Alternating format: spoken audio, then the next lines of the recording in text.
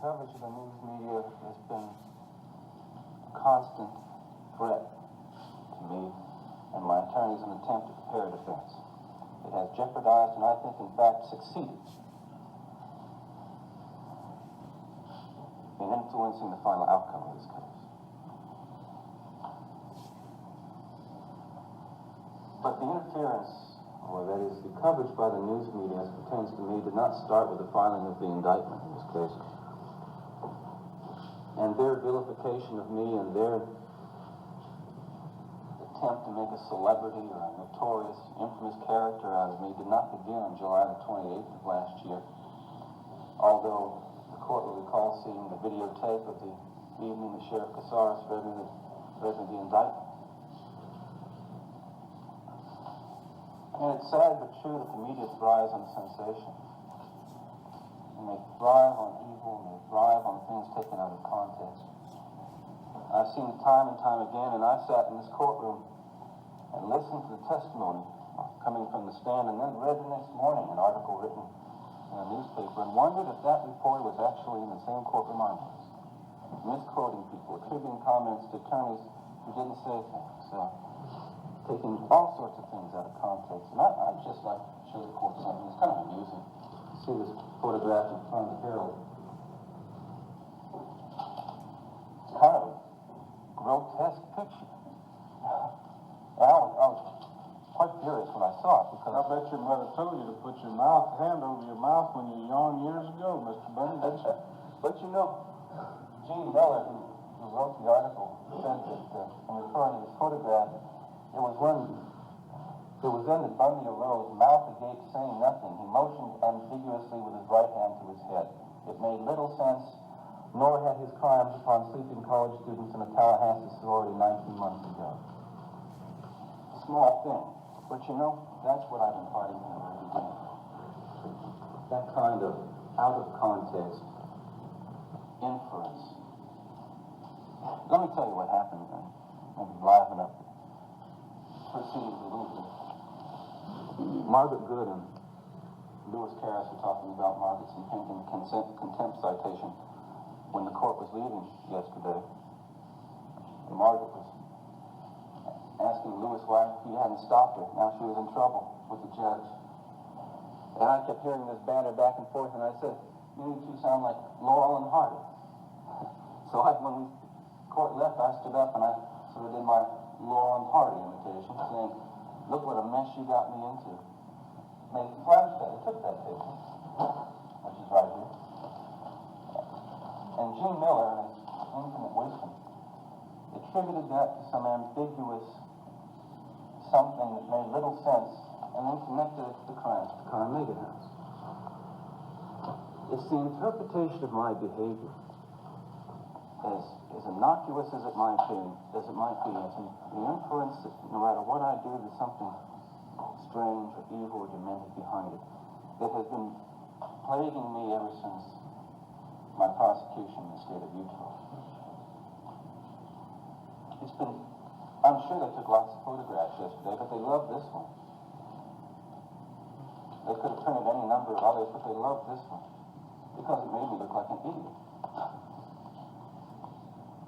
When they don't know, they had no idea what was going on at the counsel table. I guess that teaches me a lesson not to do any imitations of counsel tables again, but it certainly reaffirms a lesson I learned long ago, that the news media is out for blood. No. The single most devastating article, most prejudicial and most harmful to my case, written in the Carnegie case, written in the past year, was written by Gene Miller, when he took it upon himself to broadcast the remarks made by Richard Severon. The court found that Dr. Severon had not acted unethically, and had no reason to believe that his remarks would be published. And perhaps he didn't. But the conniving and enterprising journalist that Mr. Miller is, he took it upon himself to ignore my rights to a fair trial, to ignore my right to confrontation under the Sixth Amendment, my right to cross-examination. And he published that article, which I think remains, again, the most devastating pre-trial article we had seen in this case. It started a controversy on the matter of the dental evidence. It still raises, and as we know, and as I said before, the dental evidence was the most potent evidence presented by the prosecution. Mr. Miller gave me a book. It's called Invitation to a Lynching. And when he and other members of the news media began covering me, You gonna talk to me or you gonna talk to me? I'm not sure, Mr. Miller, they were making an invitation to my lynching, figuratively speaking. The news media long ago sent out the invitation to my lynching.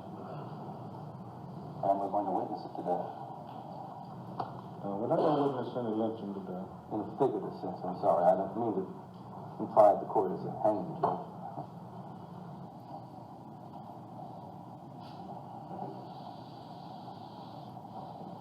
Camera in the courtroom. I've often wondered about it. You know, it's always staring at me when I was sitting at counsel table. And I wondered whether the publicity or the coverage of this trial brought about by that camera was perhaps a beneficial thing, keeping the court on its toes, because there are probably lots of people, judges and attorneys around the state are watching this court, watching behavior of the attorneys, and see if it measures up. And I thought, well, maybe that's going to inspire a higher degree of quality on the part of the performance of the parties. But that's only a short-term effect, if it exists at all. The long-term effect of cameras in the courtroom can only be detrimental to me, and only detrimental to the system. If we sat in here, as we often did, between 9 o'clock in the morning and 6 o'clock at night and have 7 hours of court proceedings, the news media people would take their 7 hours of tape and reduce it down to 5 minutes. And it becomes incomprehensible. That out-of-context piece of tape makes the whole process unintelligible, incomprehensible, and sensational.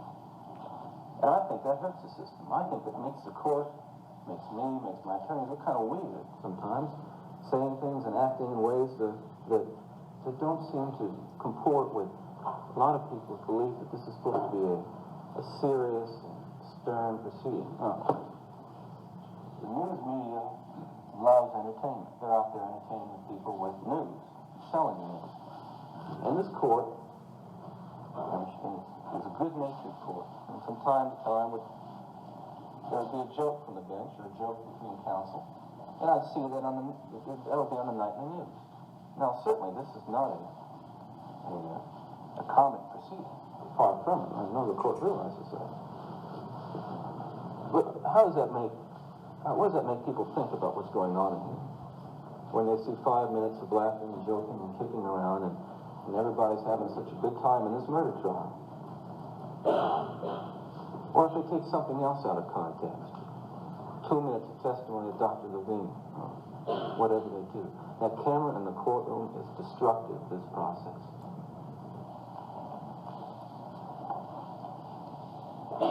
I'd like to talk about choice of counsel, but only briefly.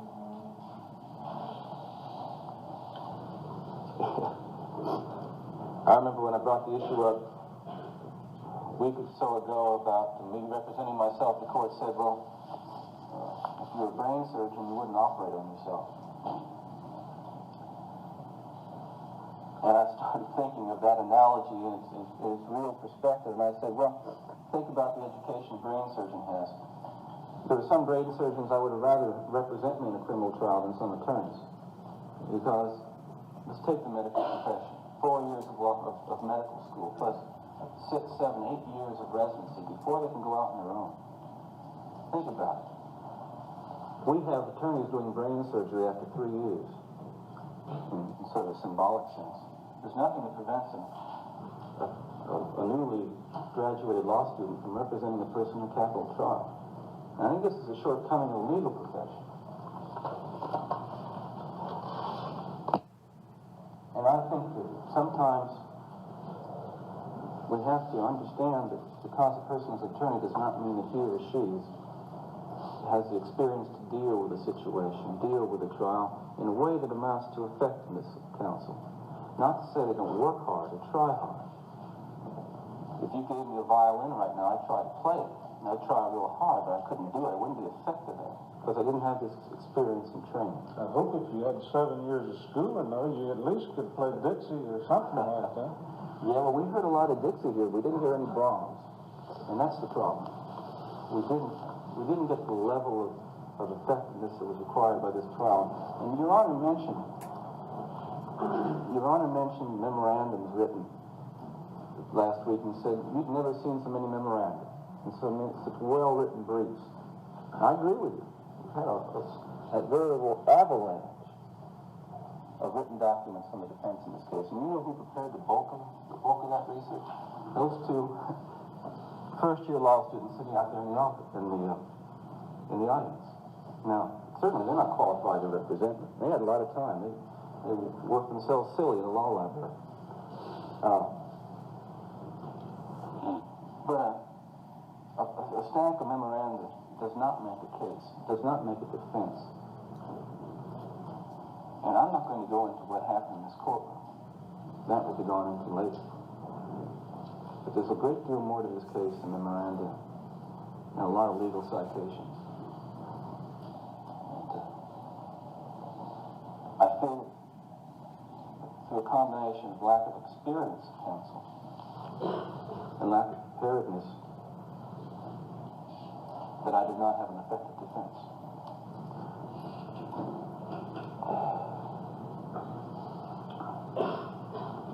I'd like to talk about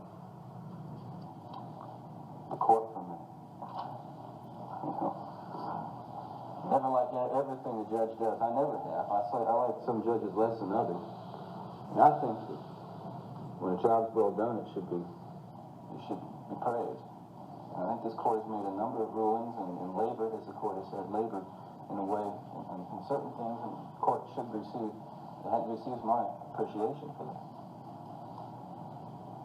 It's a hard job. On the other hand, and there is another hand, I think the court erred, and that's my opinion. And that's a different side of the coin. But the error is human. And that's why we have appellate courts. And so, on balance, Your Honor, I feel it shouldn't be left unsaid. The court had a tough job. I know I've seen a lot of different faces from the bench. I've seen concern, I've seen humor, I've seen anger, short temper, I've seen great tolerance for something, a whole breadth of emotion. And I guess that kind of indicates to me that Your Honor's robe notwithstanding, you are human. And I think that's the thing that stands out in my mind most. In the months that we've been in this trial.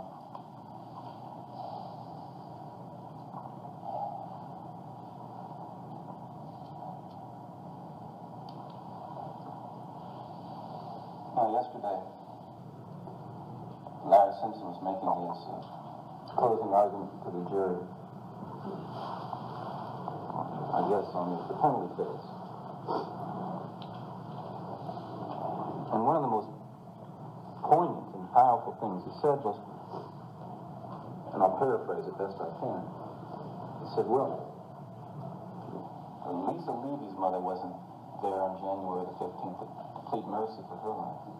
And Margaret Bowman's mother was not there on January the 15th to plead mercy for her life.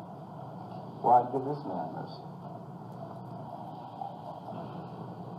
Well, perhaps, and it's rather ludicrous, but still, think about it. I wonder what would have happened if what Mr. Simpson proposed had taken place. Perhaps that tragedy in the Carmody house wouldn't have occurred. One never knows. So Mr. Simpson was asking for more than that. He was asking the jurors, and by implication asking this court, to behave in the same manner that the assailant at the Carmody house acted, without mercy. Vicious, cruel, without feeling. He was asking the jurors to lower themselves to the level of the person who committed those crimes, to seek vengeance.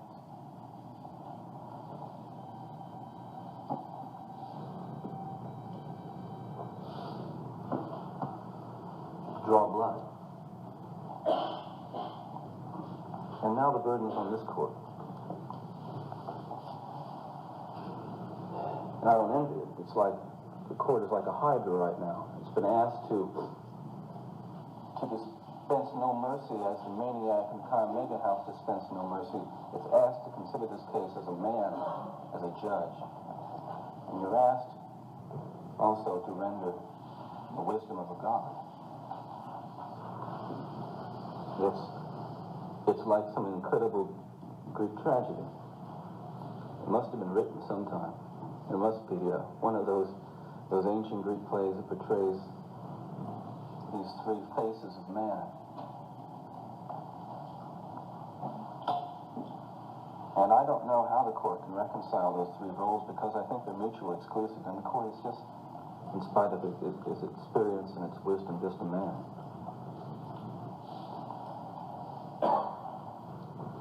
I'm not asking for mercy, for I find it somewhat absurd to ask for mercy for something I did not do.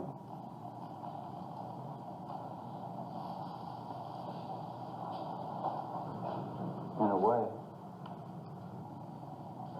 this is my opening statement.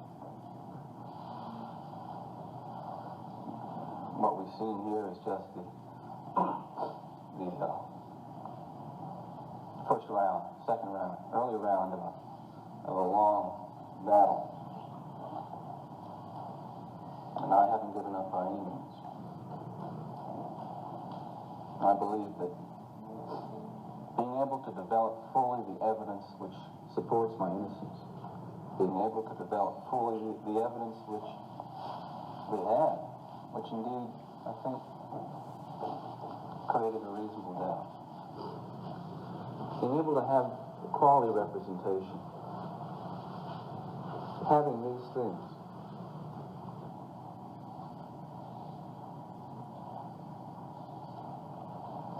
I'm confident that I would have been, and in the event that I get a new trial, will be acquitted.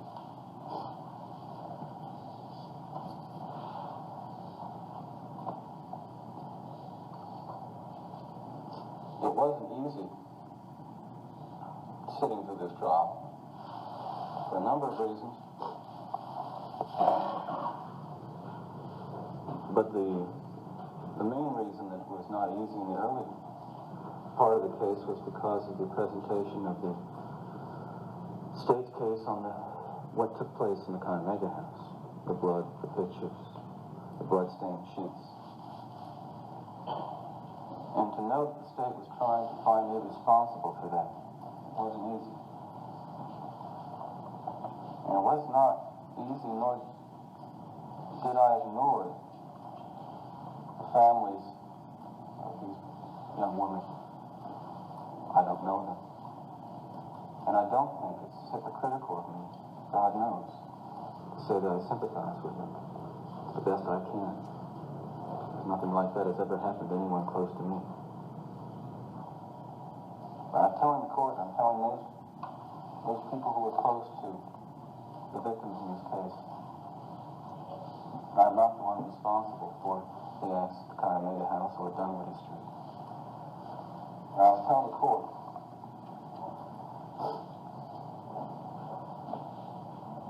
that I'm really not able to accept the verdict. Because although the verdict found in part that those crimes had been committed,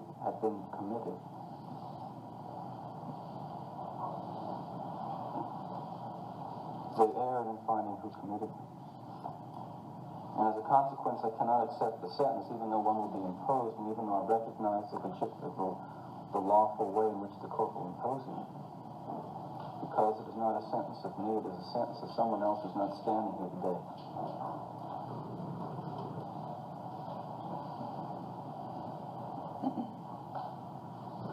So So I will be tortured for and will suffer for it, and receive the pain for that act. But I will not share the burden for the guilt. That's all I have.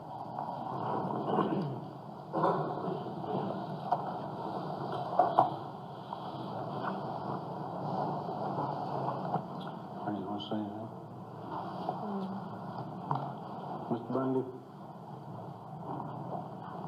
the court is going to sentence the person found guilty of the commission of the offenses at the Calamita House and Dunwoody Street. Your name, sir, was in the verdict form, and your name, sir, was in the indictment. That's what the jury found. Based upon that is what the court is going to adjudicate. And I say to you, as sincerely as I can, that appellate review is anticipated, is provided for by law, and it should be pursued and pursued with the vigor that has been before this court in the trial. It's been a trying trial for everybody involved in it. The jury was taken from their homes, placed in a literal solitary confinement, and remained there for better than 4.5 weeks. And they spoke. That is a system upon which our jurisprudence evolves. The speaker of the trial of fact. This court has labored long in consideration of the jury's verdict and in consideration of their recommendation. And I've reviewed the case from the first word of the indictment until the last word of the verdict returned yesterday afternoon. I'm going to enter the following judgment and sentence, consistent with after having reviewed all of that material. And as we develop this, I think you'll see where the court's coming from. I don't expect you to cry, Uncle. I'd be somewhat disappointed if you did. For I think the challenge that you presented to the court, to the system, is healthy. I find no problem with that. If we can't handle circumstances such as that, then appellate courts will review it, and you've still got to safeguard. And that's the way it ought to be. This court has no feeling other than we have tried to labor as fairly and impartially as I know how. And that's the way in which I'm entering this sentence. But you prognosed what the court was going to do. We're well with it. In viewing all of it as I will develop it, you'll understand that as the law is now written, there's no other approach. That's not to say that that law is etched in concrete or gold, but it is today's law. And it's upon that that the court is going to pronounce sentence.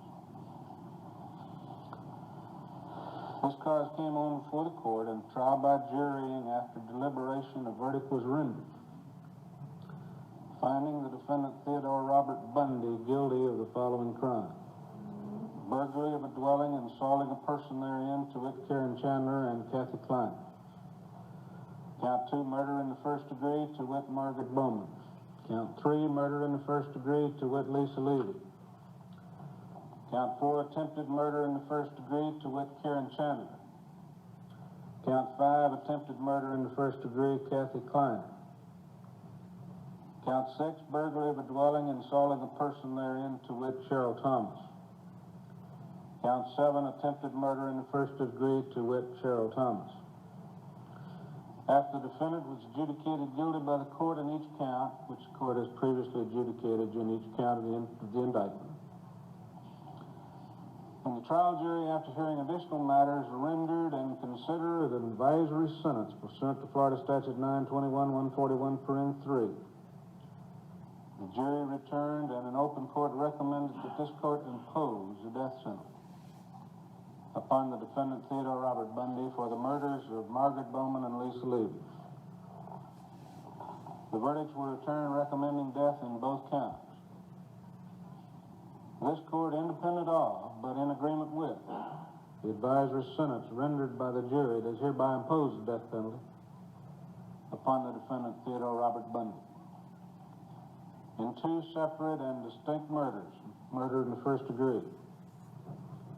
In support thereof, as required by 921.141, 3, will submit, when final, prepared, the following written findings upon the death of each victim. In order to avoid duplicity, where applicable, the findings of aggravated circumstances will be stated as applicable to both counts. Separate enunciations will be made in those aggravated circumstances which were singularly applicable to the particular crime. Aggravation. A, that the crime for which the defendant is to be sentenced was committed while the defendant was under sentence or imprisonment.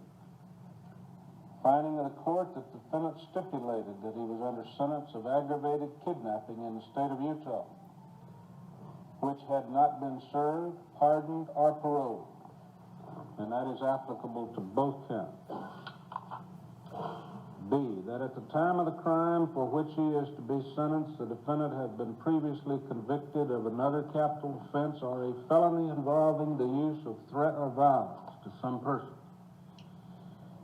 The defendant stipulated that he had been convicted of the crime of aggravated kidnapping in the state of Utah, and that it was a crime involving the use of threat or violence to the person, which is applicable in both counts. C, that the defendant, in committing the crime for which he is to be sentenced, knowingly created a great risk of death to many persons. Finally, the defendant entered a sorority house where 30 or more girls lived, killed 2 and attacked 2 more. Every girl in the house was a potential victim and threatened. However, the court does not find any evidence of attack on any other girl or entry into any other room. Therefore, this aggravated factor is not proved to this court's satisfaction beyond and to the exclusion of every reasonable doubt.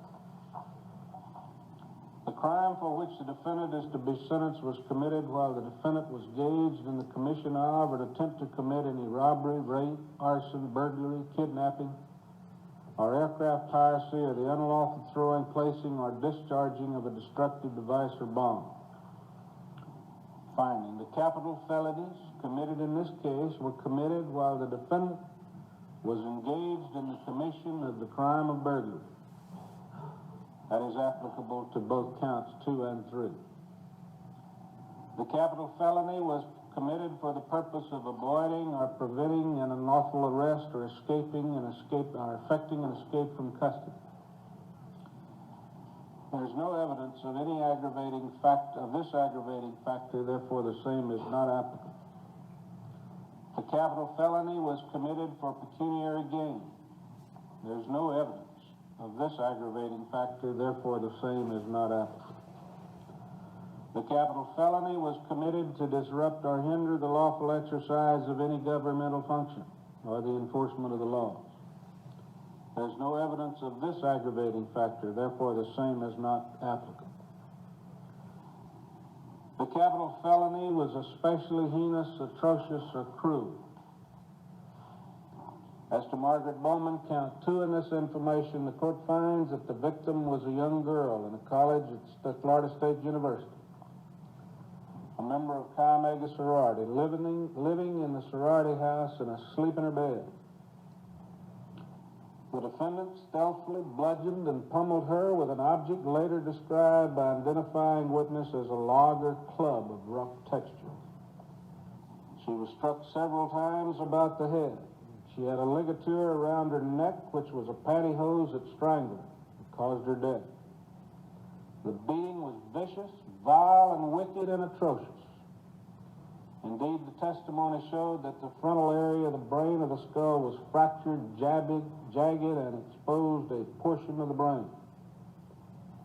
She was left in her own bed in a pool of blood. Her body was mutilated and lifeless.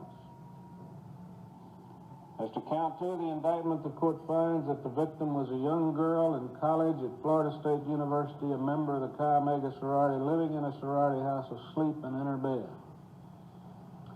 The defendant, while the victim was in her bed, was stripped of her night clothing. One nipple was incised and bit off. There was also a bite mark on her left buttocks. There was evidence of vaginal and anal trauma, and she was left in a pool of blood in her own bed, her body mutilated and near death. She expired a very short time later. The court finds that both of these killings were indeed heinous, atrocious, and cruel, in that they were extremely wicked, shockingly evil, vile, and the product of a design to inflict a high degree of pain and utter indifference to human life. Now, the defendant chose to offer no evidence of any of the enumerated statutory mitigating factors, but chose instead to offer evidence to show that the defendant in the future could be rehabilitated and serve as a useful purpose for the rest of his natural life. This court declined to hear testimony concerning character of the death penalty, as it has been totally and completely considered by the Supreme Court of Florida and by the Supreme Court of the United States. Matters offered in rehabilitation were of a variety of witnesses: Catholic priests, ministers of Christian faith, his mother, and a journalist. The court has carefully considered all the evidence offered by the defendant and has further considered the total record in the case. See Swan versus State at 322 South 2nd 485 for in 1975. The defendant sought habeas corpus ad testificandum for the law librarian at Rayford. The court declined to enter said writ because the court knows not where the defendant might be assigned in the schedule of the Department of Corrections, but offered, with the state's agreement, proffer of the testimony that the defendant might function as a law librarian. This the defendant declined. However, the court will consider this as a consideration in mitigating factors. Prior to the closing of the defendant's evidence in mitigation, the court inquired as to whether the defendant had been informed in counsel on each and every mitigating factor in the statute, but was tersely and disrespectfully informed that the conversation between counsel and defendant were privileged and that no meaningful response was given to the court's question. The court further considered the psychiatric report filed in this cause by Dr. Hamilton A. of Detroit, Michigan, a diplomat of the American Board of Psychology and Neurology.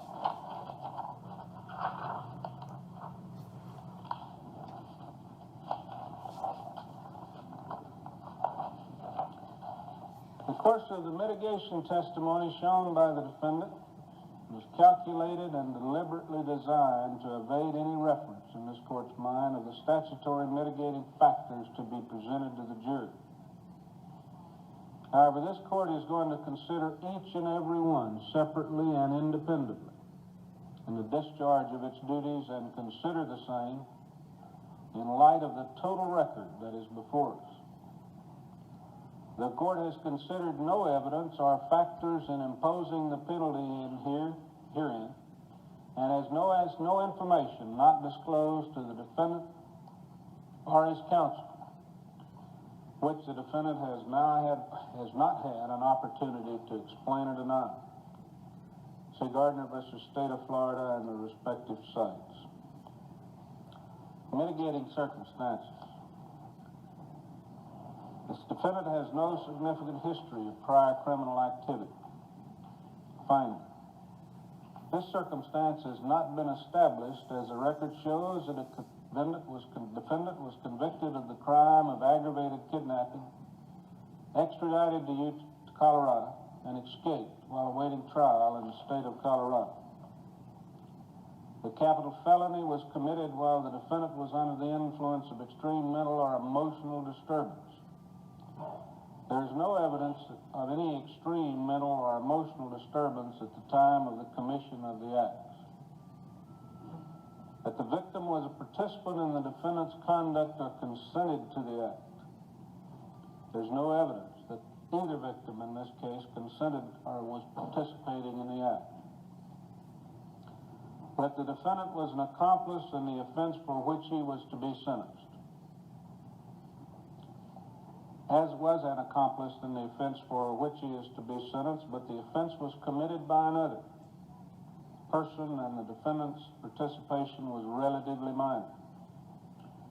There is no evidence that anyone other than the defendant participated in the offense. All the evidence is to the contrary. The defendant acted under extreme duress or under substantial domination by another person.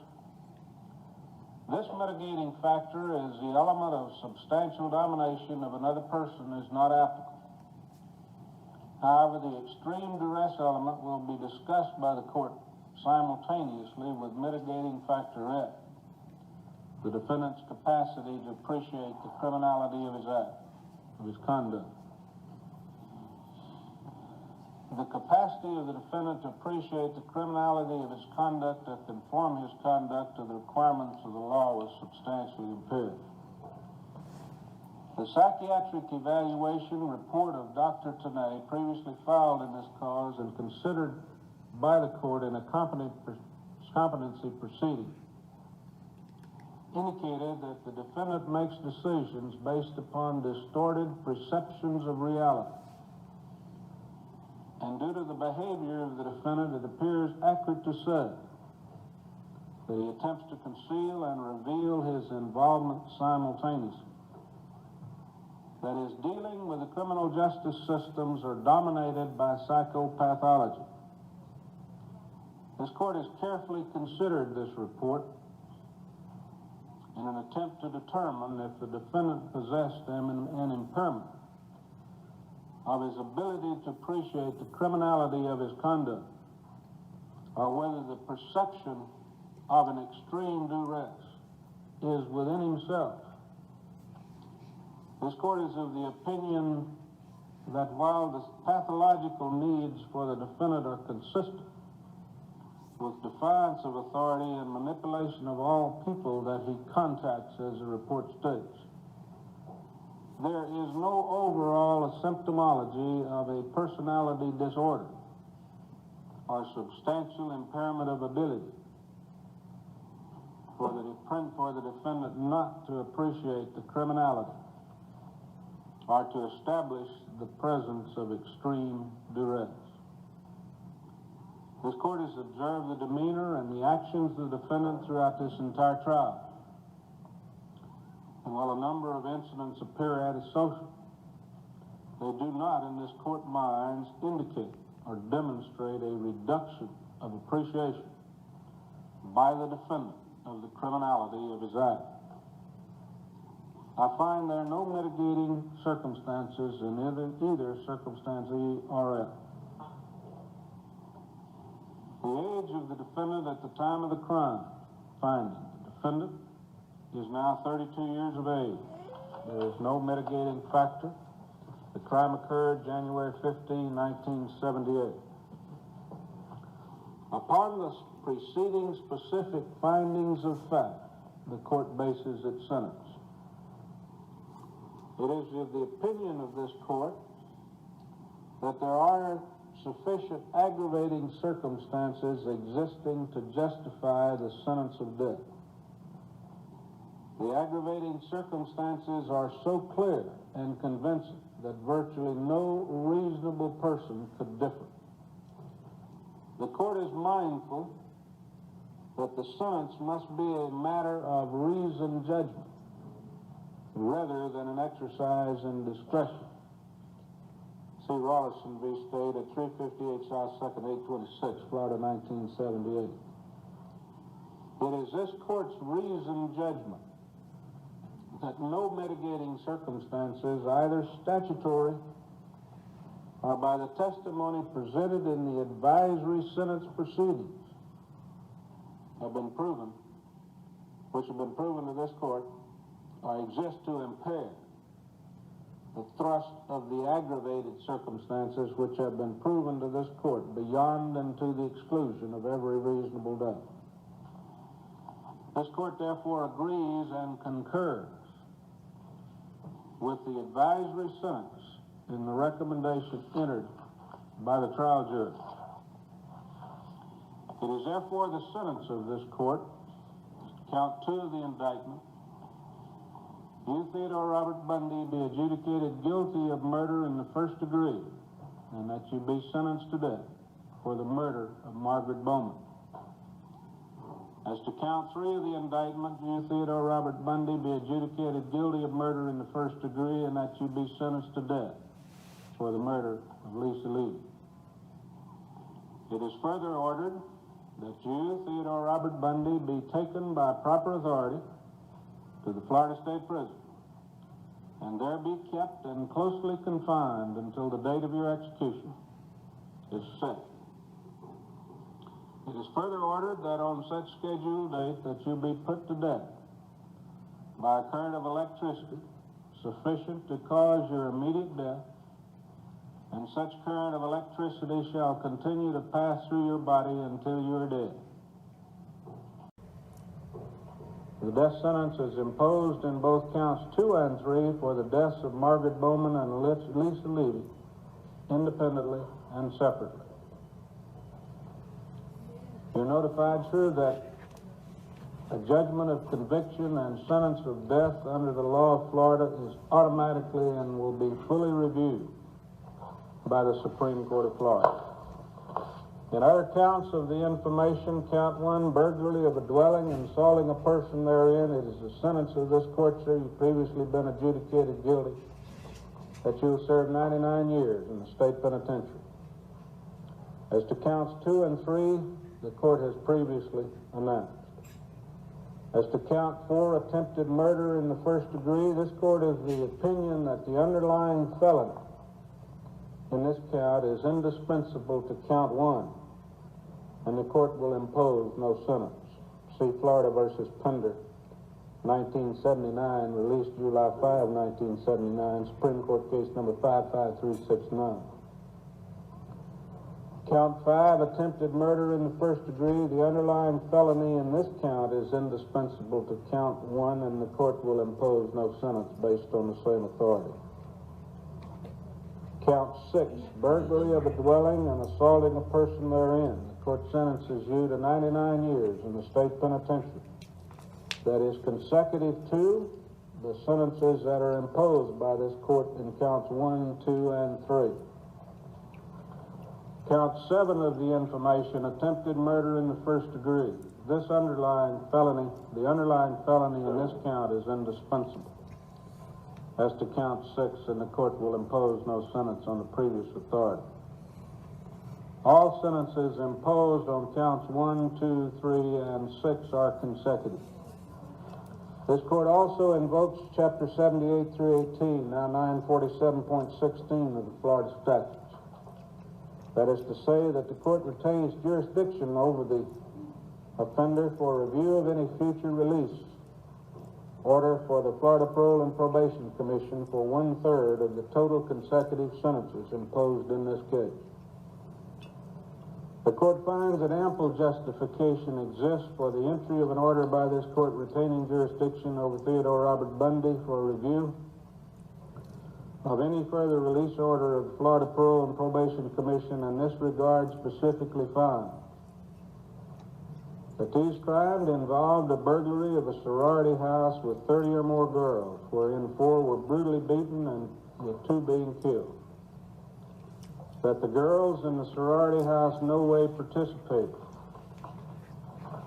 in the suggestion of or consented to the entry for criminal acts. One case involved the entry into a private home, and one count wherein the sleeping victim, also a young girl, was left with 5 skull fractures. The defendant has a history of prior criminal activity. These crimes committed involved extreme savagery, indifference of human lives, and the infliction of agony and pain upon the helpless young women. The defendant has maintained a complete indifference to the commission of these acts, and the court hereby directs that the Florida Parole and Probation Commission to send to this court or its successor and to the state attorney notice as provided in Florida Statutes 947:16 paren 2C of any future release order of the commission for appropriate review by this court in accordance with the provisions of Florida Statute 947:16. Be advised, sir, that as to the judgments and sentences imposed in count 1, 4, 5, 6, and 7, you have the right to appeal within 30 days from the date of these proceedings. You're further advised that you have a right to the assistance of counsel in the filing and preparation of your appeal. Upon your request and showing that you're entitled to an attorney at the expense of the state, an attorney will be appointed to represent you. This order is done and ordered in open court in Miami-Dade County, Florida, this 31st day of July, 1979, AD. Fingerprint the defendant.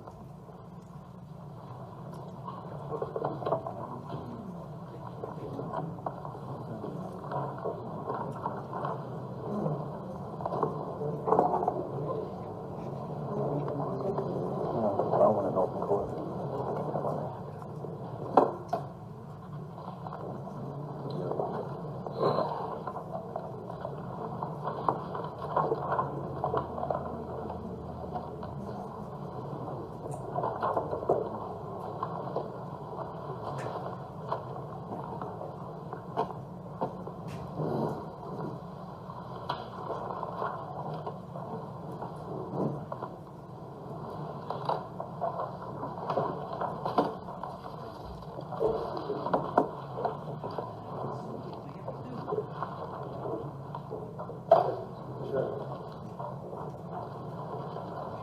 I issue the commitment order. This court will enter one other order in this cause, and so counsel, I understand that I'll enter it, but I'll publicize it at the same time. The cause came on to be heard on the court's own motion. Court having heretofore entered a change of venue from Tallahassee to Miami, Florida, and appears that the trial has been had and sentence imposed, therefore the court find no reason to retain the file and matters appertaining thereto in Dade County, Florida. It is further ordered that this entire file, the exhibits introduced at trial, transcripts of testimony typed and filed, and any exhibits offered and proffered for identification be returned and filed with the clerk of the court of the 2nd Judicial Circuit in and for Leon County, and that any further proceedings in this cause shall be conducted and heard in Tallahassee, the county seat of said county. You may file and distribute copies now, sir.